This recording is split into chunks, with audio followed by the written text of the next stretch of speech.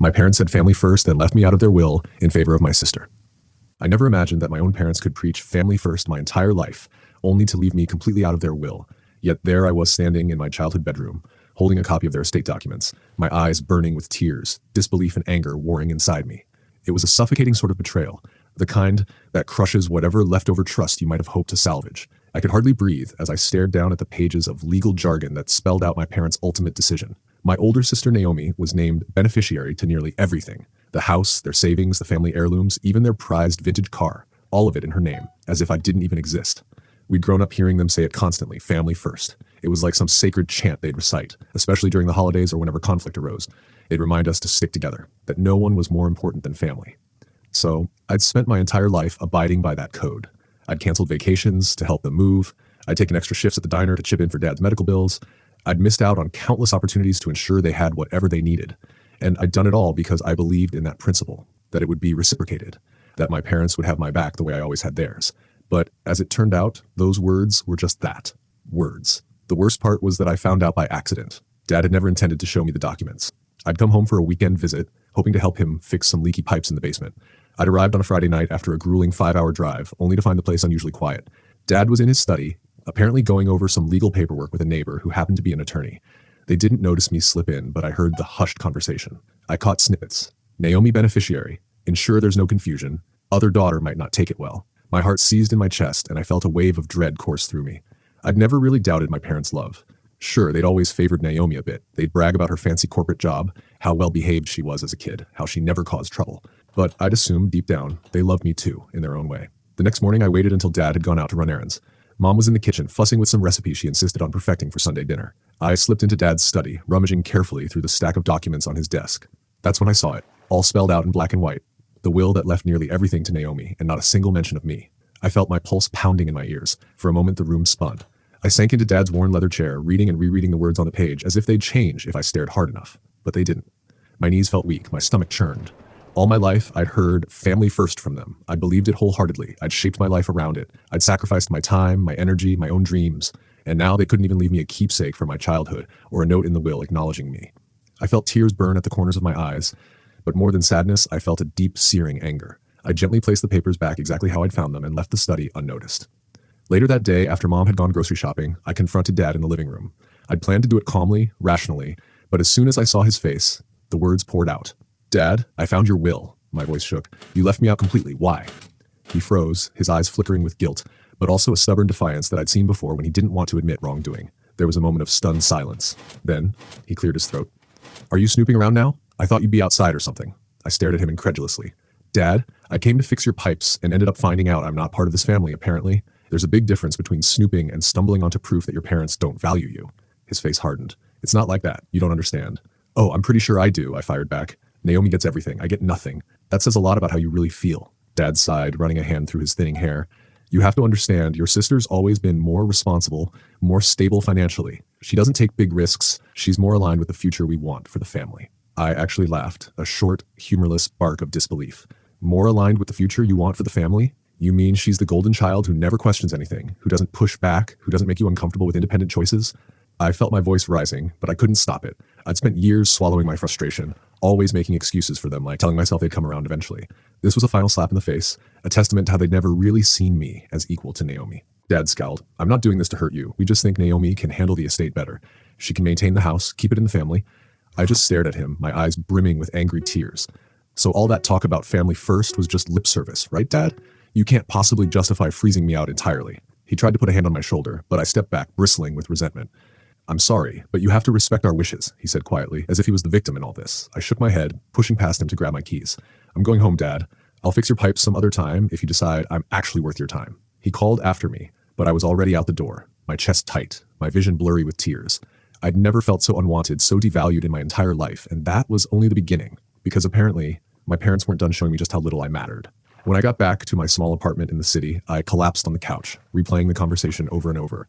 My phone buzzed with a text from Naomi. Hey sis, Dad told me you found out about the will. Can we talk? I ignored it. I wasn't ready to deal with her. I'd always loved my sister in a complicated way. Sure, I'd resented how they favored her, but I'd told myself it wasn't her fault. I'd told myself we were still siblings. We still cared for each other, but now I wasn't so sure. Maybe she'd known all along about their plans. Maybe she'd been waiting for me to find out eventually, so that she could swoop in and look like the gracious benefactor who offered me scraps. The next morning, I woke up to a voicemail from Mom. "Sweetie, I'm worried about you. Dad said you took it badly. I just want you to know we love you. We just think Naomi is more suited to handle everything. We hope you can accept this graciously. Call me back." I stared at my phone in disbelief. Graciously accept being cut out of my own family's estate? Was she serious? The sense of betrayal I felt was overwhelming.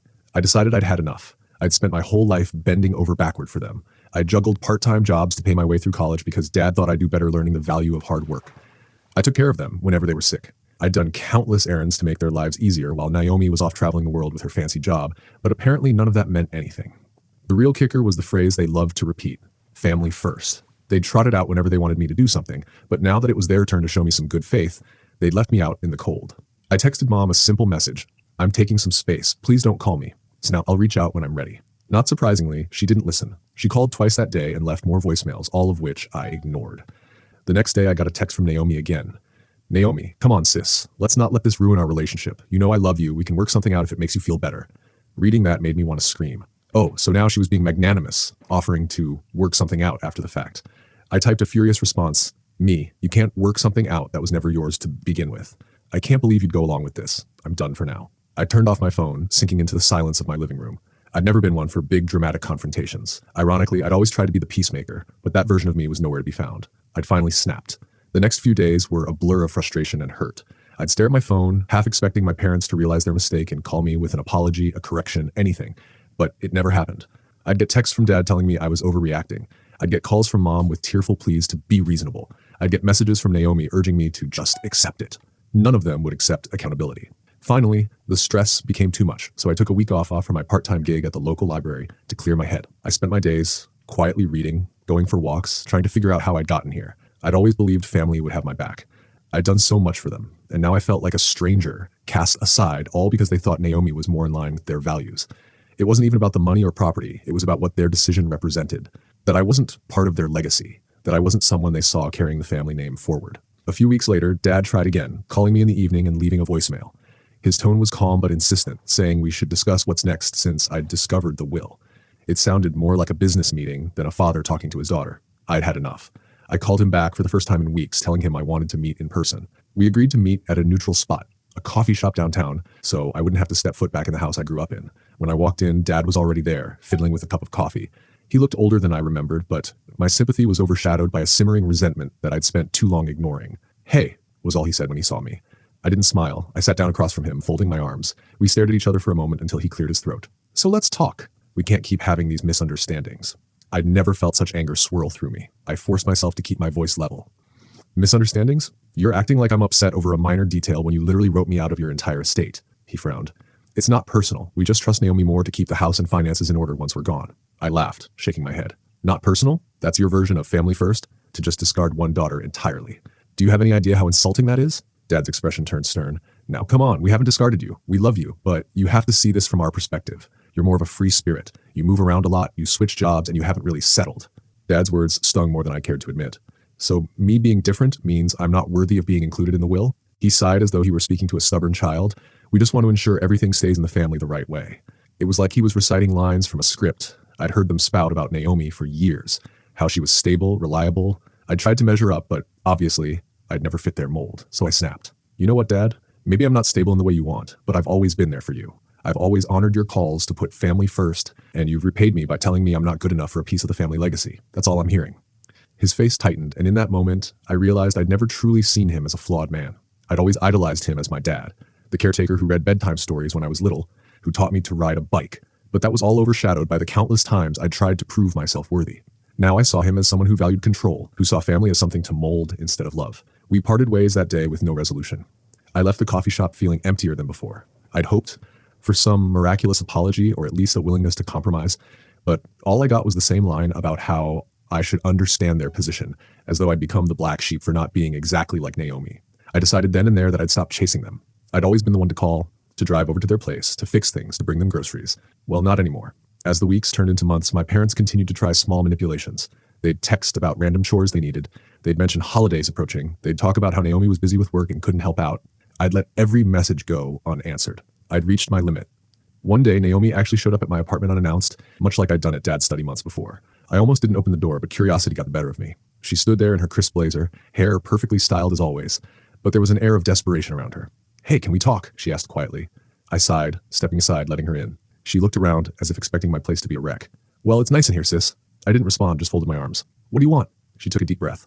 "I don't want this tension between us. I know Mom and Dad left you out of the will, but that doesn't mean I won't help you if you need it." That stung. "I'm not looking for handouts, Naomi. I'm looking for fairness, respect." She frowned. "I'm not the enemy here. I've tried to convince Mom and Dad to reconsider, but they're convinced you won't preserve the family values." I let out a hollow laugh. "Preserve family values? What's that supposed to mean? That I'm not enough like you? I travel too much, I read the wrong books, I'm not some perfect corporate star? Is that it?" Naomi's eyes flickered with guilt, or maybe annoyance. "I'm just telling you their reasoning. They love you, but they're worried you won't want to manage the estate or the money." I found it ironic. They spent my entire childhood telling me family first, but the moment I don't fit their exact mold, they cut me off. Naomi took a hesitant step closer. "I think they're being unfair, but please let's not let this tear the family apart." I stared at her, realizing I'd never fully hated her. I'd hated how she'd always been the favorite, but I'd also known she'd played her part. I tried to stay close. I tried to be the bigger person, but this was bigger than just sibling rivalry. "You can't fix this," I said quietly. "Not until they acknowledge the damage they've done. You can keep your portion of the will. I'm not interested in scraps. I'm interested in respect, or I'm out." She nodded, swallowing hard. "I understand. I guess I'll leave you be." She turned and walked out without another word. Time drifted by. I avoided family gatherings. I'd hear from distant relatives who asked me why I wasn't at Dad's birthday or why I'd missed Thanksgiving. I'd just shrug it off. The truth was, I couldn't bring myself to face them, not when they'd made their stance so painfully clear.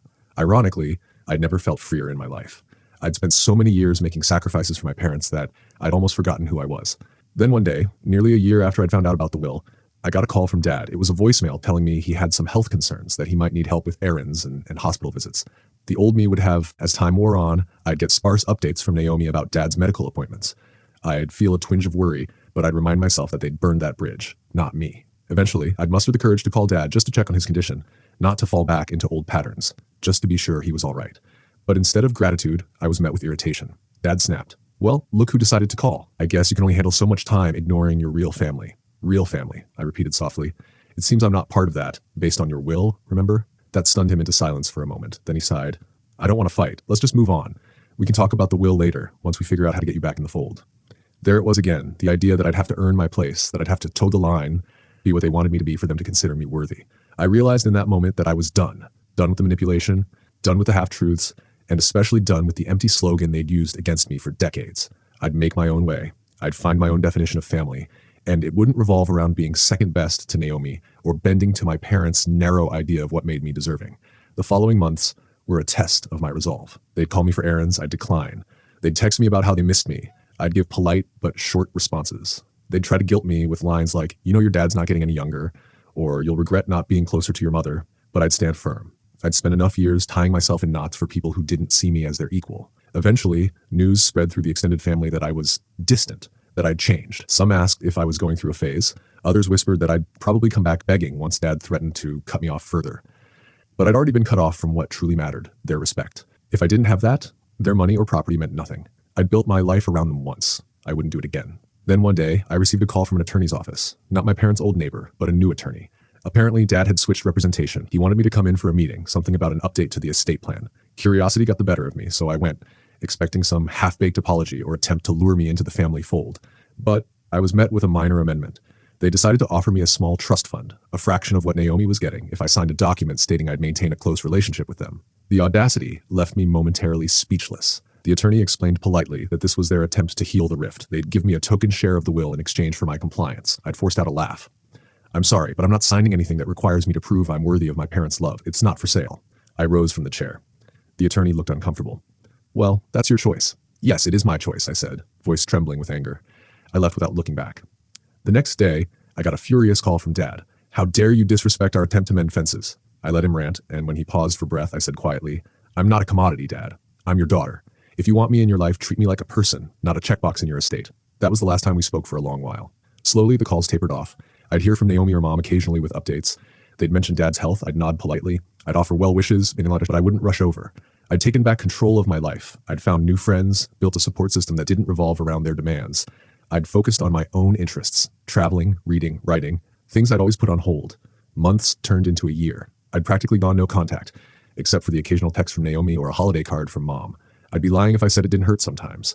I'd think about how things used to be, the late-night conversations Dad and I had about music, the times I helped Mom bake cookies. But then I'd remember how they'd overshadowed all of that by leaving me out of their will, telling me in no uncertain terms that I wasn't part of their future. I'd wonder if they'd regret it.